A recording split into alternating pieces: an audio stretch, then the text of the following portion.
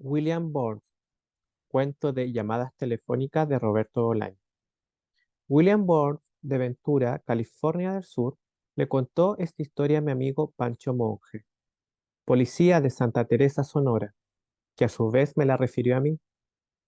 Según Monge, el norteamericano era un tipo tranquilo, que jamás perdía los nervios, afirmación que parece contradecirse con el desarrollo del siguiente relato. Habla Burns. Era una época triste de mi vida. El trabajo pasaba por una mala racha. Me aburría soberanamente, yo, que antes nunca me aburría. Salía con dos mujeres. Eso sí que lo recuerdo con claridad. Una era más bien veterana, de mi edad, y la otra casi una niña. Aunque a veces parecían dos viejas enfermas y llenas de rencor, y a veces parecían dos niñas a las que solo les gustaba jugar. La diferencia de edades no era tan grande como para que se las confundiera con madre e hija, pero casi. En fin, esas son cosas que un hombre solo puede suponer, nunca se sabe. El caso es que estas mujeres tenían dos perros, uno grande y otro pequeño, y yo nunca supe cuál perro era de cuál mujer. Por aquellos días compartían una casa en las afueras de un pueblo de montaña, un lugar de veraneantes.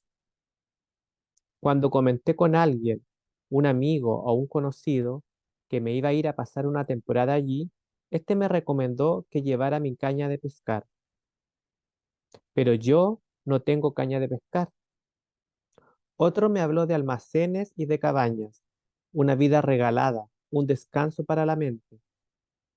Sin embargo, yo no fui con ellas de vacaciones, estaba allí para cuidarlas. ¿Por qué me pidieron que las cuidara? Según dijeron, había un tipo que quería hacerles daño. Ellas lo llamaban el asesino. Cuando les pregunté el motivo, no supieron qué decir o acaso prefirieron que sobre eso yo no supiera nada. Así que me hice una idea del asunto. Ellas tenían miedo, ellas creían que estaban en peligro. Todo posiblemente era una falsa alarma, pero yo no soy quien para desmentir a nadie, menos cuando se trata de trabajo. Y pensé que al cabo de una semana ellas solas llegarían a esa conclusión. Así que me fui con ellas y con sus perros a la montaña, y nos instalamos en una casita de madera y de piedra, llena de ventanas, posiblemente la casa con más ventanas que he visto en mi vida, todas de distinto tamaño, distribuidas de forma arbitraria. Vista desde fuera, a juzgar por las ventanas, la casa parecía tener tres plantas cuando en realidad eran solo dos. Desde dentro, sobre todo desde la sala y algunas habitaciones del primer piso, la sensación que producía era de mareo, de exaltación, de locura.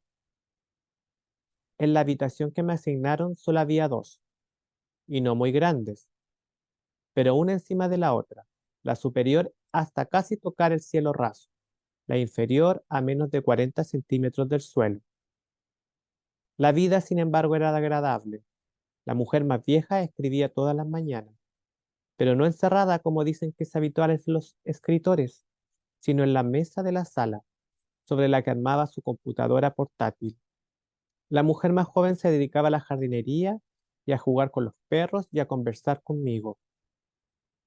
Generalmente era yo el que preparaba la comida y aunque no soy un cocinero excelente, ellas alababan los platos que les ponía. Hubiera podido vivir así el resto de mi vida. Un día, sin embargo, los perros se perdieron y salí a buscarlos. Recuerdo que recorrí armado solo con una linterna un bosque que quedaba cerca y que me asomé a los jardines de casas deshabitadas. No los encontré en ningún sitio. Cuando los vi a la casa, las mujeres me miraron como si yo fuera el responsable de la desaparición de los perros. Entonces dijeron un nombre, el nombre del asesino. Fueron ellas quienes lo llamaron así desde el principio. No les creí, pero escuché todo lo que tenían que decir. Las mujeres hablaron de amores escolares, problemas económicos, rencor acumulado. No me cabía en la cabeza cómo ambas pudieron tener relaciones en la escuela con un mismo hombre dada la diferencia de edades que existía entre ellas, pero más no quisieron decirme. Esa noche, pese a las recriminaciones, una de ellas vino a mi habitación. No encendió la luz. Yo estaba medio dormido. Al final no supe quién era. Cuando desperté, con las primeras luces de la mañana, estaba solo. Aquel día decidí ir al pueblo y visitar al hombre que ellas temían. Les pedí la dirección, les dije que se encerraran en la casa y que no se movieran de allí hasta mi regreso. Bajé en la furgoneta de la más vieja. Justo antes de entrar en el pueblo, en los terrenos baldíos de una antigua fábrica de conservas, vi a los perros y los llamé. Estos se acercaron con una expresión humilde y moviendo la cola. Los metí en el interior de la furgoneta y riéndome de los temores que había experimentado la noche anterior, me dediqué a dar una vuelta por el pueblo. Inevitablemente me acerqué a la dirección que las mujeres me proporcionaron. Digamos que el tipo se llamaba Bedlord.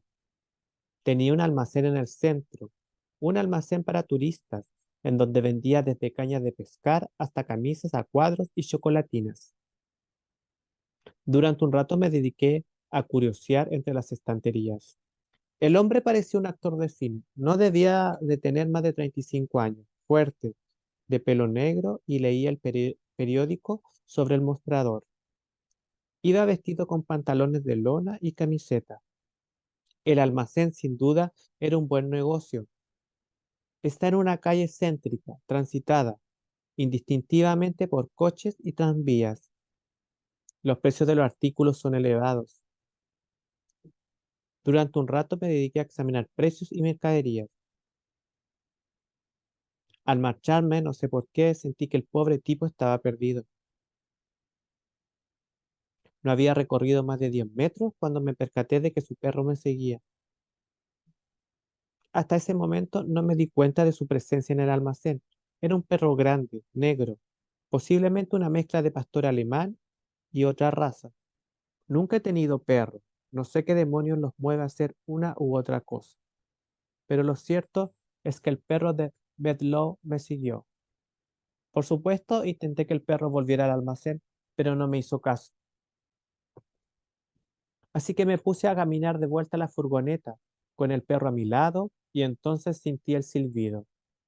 A mis espaldas, el almacenero silbaba llamando a su perro. No volví la vista atrás, pero sé que salió y que nos buscó. Mi reacción fue automática y reflexiva. Intenté que no me viera, que no nos viera. Recuerdo que me oculté, el perro pegado a mis piernas, tras un tranvía de color rojo oscuro como sangre seca. Cuando más protegido me sentía, el tranvía se puso en movimiento y desde la otra acera el almacenero me vio o vio al perro y me hizo señas con las manos, algo que podía significar que cogiera al perro o que ahorcara al perro o que no me moviera de ahí hasta que él cruzara la calle. Que fue exactamente lo que no hice. Le di la espalda y me perdí entre la multitud, mientras él gritaba algo así como deténgase, mi perro, amigo, mi perro. ¿Por qué me comporté de esa manera? No lo sé. Lo cierto es que el perro del almacenero me siguió dócilmente hasta donde tenía aparcada la furgoneta y apenas abrí la puerta, sin darme tiempo a reaccionar, se metió dentro y no hubo manera de sacarlo. Cuando me vieron llegar con 3 perros, las mujeres no dijeron nada y se dedicaron a jugar con los animales. El perro del almacenero parecía conocerlas desde siempre. Esa tarde hablamos de muchas cosas. Empecé por contarles todo lo que me había sucedido en el pueblo. Luego ellas hablaron de su pasado, de sus trabajos. Una fue maestra, la otra peluquera. Ambas renunciaron a esas ocupaciones, aunque de vez en cuando, dijeron, cuidaban a niños con problemas. En un momento indeterminado me descubrí diciendo algo sobre la necesidad de vigilar permanentemente la casa. Las mujeres me miraron y asintieron con una sonrisa. Lamenté haber hablado de esa manera. Después comimos. Aquella noche yo no preparé la comida. La conversación languideció hasta llegar a un silencio solo interrumpido por nuestras mandíbulas, por nuestros dientes, por las carreras de los perros afuera, alrededor de la casa. Más tarde nos pusimos a beber. Una de las mujeres, no recuerdo cuál, habló sobre la redondez de la tierra, sobre preservación, sobre voces de médicos. Yo pensaba en otras cosas, no le presté atención. Supongo que se refería a los indios que antaño habitaron en las laderas de esas montañas. No pude soportarlo más y me levanté, recogí la mesa y me encerré en la cocina a lavar los platos, pero incluso desde allí seguía escuchándolas. Cuando volví a la sala, la más joven estaba tirada en el sofá, a medias cubierta con una manta, y la otra hablaba ahora de una gran ciudad, como si alabara la vida de una gran ciudad, pero en realidad burlándose de ella. Eso lo supe porque de tanto en tanto ambas se reían. Nunca comprendí el humor de aquellas dos mujeres. Me gustaban, las apreciaba, pero su sentido del humor me sonaba falso, impostado. La botella de whisky que yo mismo abrí después de la cena estaba medio vacía. Eso me preocupó. No tenía intención de emborracharme. No quería que ellas se emborracharan y me dejaran solo. Así que me senté junto a ellas y les dije que debíamos solucionar algunas cosas. ¿Qué cosas? Dijeron fingiendo una sorpresa que no sentían o tal vez un poco sorprendidas de verdad. La casa tiene demasiados puntos débiles, les dije. Eso hay que solucionarlo. Enuméralos, dijo una de ellas. De acuerdo, dije, y comencé por señalar su lejanía del pueblo, su desamparo, pero pronto me di cuenta de que no me escuchaban. Hacían como que me escuchaban, pero no me escuchaban. Si yo fuera un perro, pensé con rencor, estas mujeres me tendrían un poco más de consideración. Más tarde, cuando comprendí que los tres estábamos desvelados, hablaron de niños, y sus voces hicieron que se me encogiera el corazón. Yo he visto horrores, maldades que harían retroceder a tipos duros, pero aquella noche, al escucharlas, el corazón se me encogió hasta casi desaparecer. Quise meter baza, quise saber si rememoraban su infancia o hablaban de niños reales, niños que aún son niños, pero no pude. Tenía la garganta como llena de vendas y algodones esterilizados. De pronto, en medio de la conversación o del monólogo a dos voces, tuve un presentimiento y me acerqué sigilosamente a una de las ventanas de la sala, una ventana pequeña y absurda, como ojo de buey, en una esquina, demasiado cerca del ventanal principal, como para tener ninguna función. Sé que en el último segundo las mujeres me miraron, se dieron cuenta que ocurría algo. Yo solo alcancé a hacerles la señal de silencio, el índice sobre los labios antes de descorrer la cortina y ver al otro lado la cabeza de Bedlow, la cabeza del asesino. Lo que ocurrió a continuación es confuso. Y es confuso porque el pánico es contagioso. El asesino, lo supe en el acto, se puso a correr alrededor de la casa. Las mujeres y yo nos pusimos a correr por el interior. Dos círculos.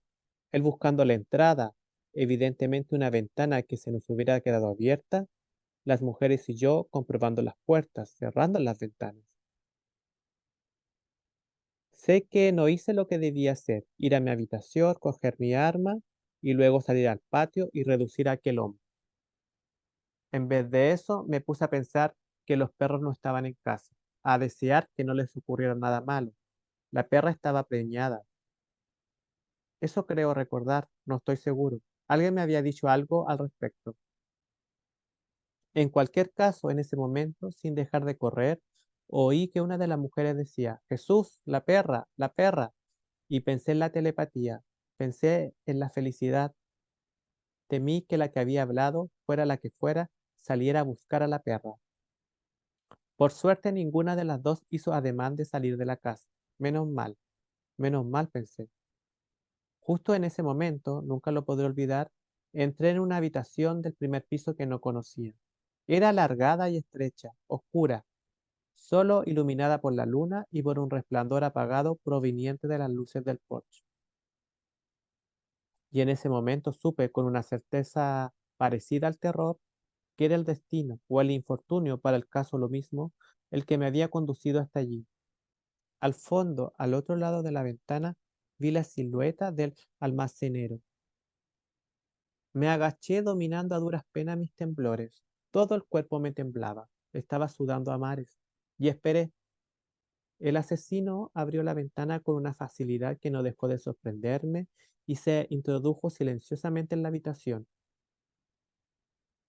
Esta tenía 3 camas de madera, estrechas, y sus respectivas mesitas de noche. A pocos centímetros de la cabecera vi 3 estampas enmarcadas. El asesino se detuvo un instante. Lo sentí respirar. El aire entró con un ruido saludable en sus pulmones. Luego caminó a tientas entre la pared y los pies de las camas, directamente hacia donde yo lo guardaba. Supe que no me había visto. Me pareció imposible. Agradecí interiormente mi buena suerte. Cuando llegó junto a mí lo cogí de los pies y lo hice caer. Ya en el suelo lo pateé con la intención de hacerle el mayor daño posible. Está aquí, grité, pero las mujeres no me oyeron. En ese momento yo tampoco las oí correr, y la habitación desconocida me pareció como una prefiguración de mi cerebro, la única casa, el único techo. No sé cuánto tiempo permanecí allí, golpeando el cuerpo caído. Solo recuerdo que alguien abrió la puerta atrás de mí, palabras cuyo significado no entendí, una mano sobre mi hombro. Después volví a quedarme solo y dejé de golpear. Durante unos instantes no supe qué hacer. Me sentía aturdido y cansado.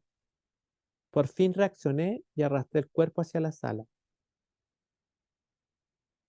Allí, sentadas muy juntas en el sofá, casi abrazadas, pero no estaban abrazadas, encontré a las mujeres. No sé por qué, algo en la escena evocó en mí una fiesta de cumpleaños. En sus miradas descubrí inquietud, un rescoldo de miedo, pero no por lo que acababa de ocurrir, sino por el estado en que mis golpes dejaron a Bedlock. Y son sus miradas, precisamente, las que hacen que deje caer el cuerpo sobre la alfombra, las que hacen que el cuerpo se me deslice de las manos. El rostro de Bedlock era una máscara ensangrentada, que la luz de la sala resaltaba con crudeza.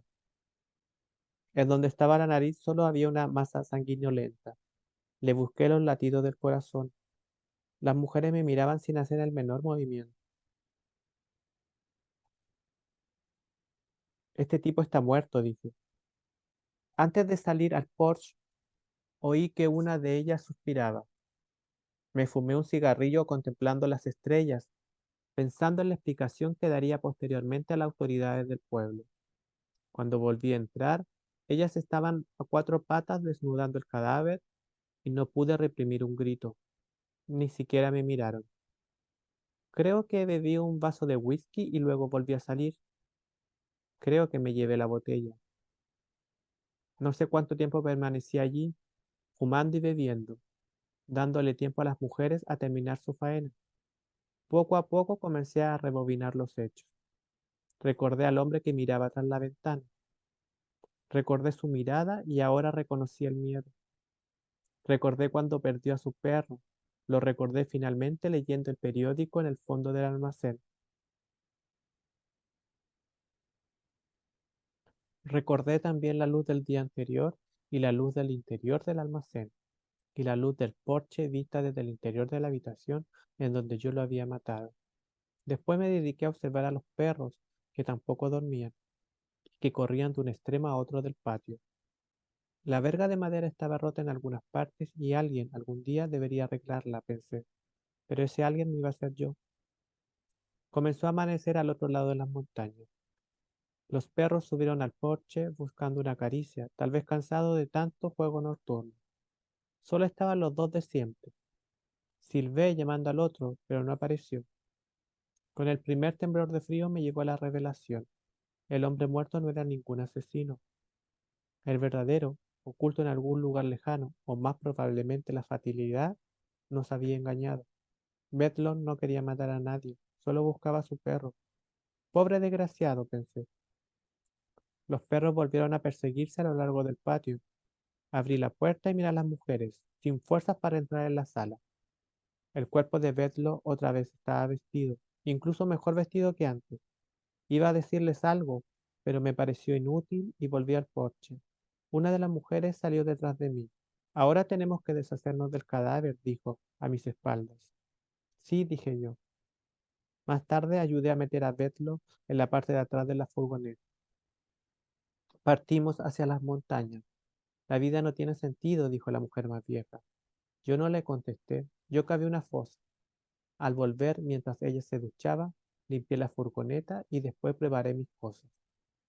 ¿Qué vas a hacer ahora?, me preguntaron mientras desayunábamos en el porche contemplando las nubes. Voy a volver a la ciudad, les dije. Voy a retomar la investigación exactamente en el punto en donde me perdí. 6 meses después, termina su historia Pancho Monja. William Burns fue asesinado por desconocidos. 1995-1996.